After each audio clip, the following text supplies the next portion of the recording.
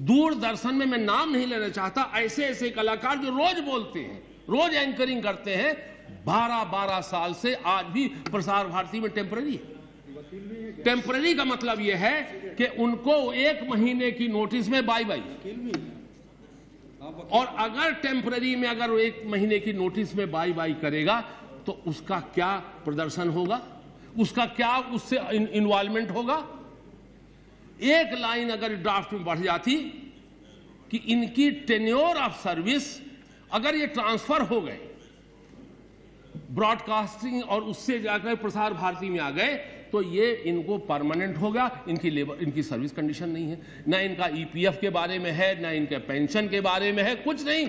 और क्या हो रहा है, जो सेंट्रल सर्विसेज के हैं, इंफॉर्मेशन डिपार्टमेंट के, और जो सेंट्रल वो इनके बॉस है, उनको 1 मंथ नोटिस में कहें गेट आउट।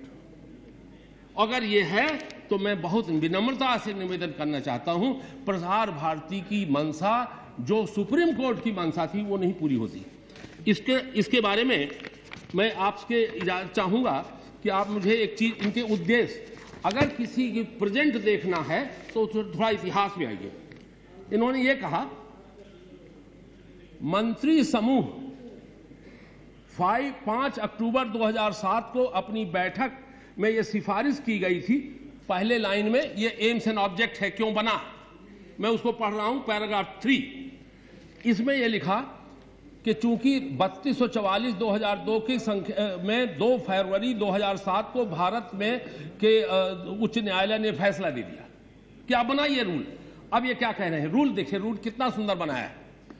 मंत्री समूह 5 अक्टूबर 2007 को हुई अपनी बैठक में ये सिफारिश की थी कि प्रसार भारती में कार्य कर रहे कर्मचारी सरकार के कर्मचारी को उपलब्ध सभी फायदों सहित समझी गई प्रतिनिधि डेपुटेशन पे बने रहेंगे। मंत्री समूह 26 सितंबर 2008 को अपनी बैठक में अपनी सिफारिशों में उसको दोहराया, कर्मचारी केंद्रीय सरकार के कर्मचारियों के समान, आई पॉज हियर, केंद्रीय कर्मचारियों के समान। I put a question to myself, कैसी समानता कि आप जिंदगी भर पैदा होंगे तो टेम्पररी है और रिटायर होंगे समझ, ये कैसी समानता है।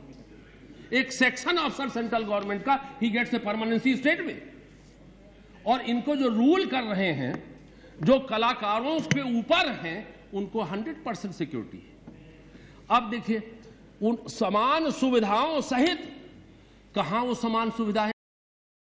महोदय, आपका ध्यान एक महत्वपूर्ण समस्या की ओर दिलाते हुए कहना है, जो कि सभी पूर्व वक्ता इसमें भी जोर डाला है, कि डीडी न्यूज जो प्रसार भारती का न्यूज चैनल है, उसमें 250 कर्मचारी अनुबंध पर कार्य करते हैं, जिसमें एंकर, रिपोर्टर, कैमरामैन एवं अधिकारी भी है, जो पिछले 9-10 वर्षों से कार्यरत है तथा प्रसार भारती के कर्मचारियों के साथ कंधे से कंधे मिलाकर काम कर रहे हैं। इन लोगों को किसी भी तरह की सरकारी सुविधा नहीं मिलती है, बल्कि इसमें कार्य करने वाली महिलाओं को यदि प्रसूति के लिए अस्पताल में भर्ती होना पड़ता है तो इसके पारिश्रमिक से पैसा काट के इसको दिया जाता है। महोदय, मैं और उसमें कुछ जोड़ना चाहता हूं। महोदय, ऐसी ही स्थिति आकाशवाणी में भी है। वहां पर समाचार प्रभाग में बड़ी संख्या में प्यून, स्टेनो, समाचार वाचक, अनुवादक और अधिकारी अनुबंध के रूप में कार्य करते हैं, जिसमें सभी वक्ताओं ने इस पर भी जोर दिया, लेकिन कोई उन्हें सरकारी सुविधा नहीं दी जाती है। यहाँ तक कि उन्हें पारिश्रमिक के रूप में न्यूनतम मजदूरी दर भी नहीं दिया जा रहा है, जो एक गंभीर विषय है। इस संदर्भ में प्रसार भारती संशोधन विधेयक 2010 में कोई जिक्र नहीं किया गया है।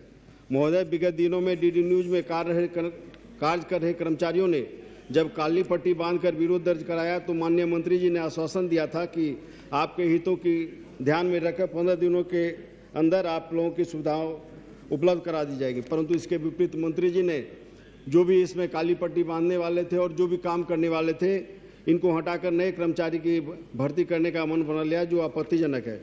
अतः माननीय अध्यक्ष जी के माध्यम से मानते हैं मंत्री जी से आग्रह है कि आकाशवाणी और दूरदर्शन में काम कर रहे अनुबंध कर्मियों को शीघ्र नियमित कर प्रसार भारती कर्मचारियों की तरह सुविधा उपलब्ध कराई जाए, जिससे इन लोगों को न्याय मिले।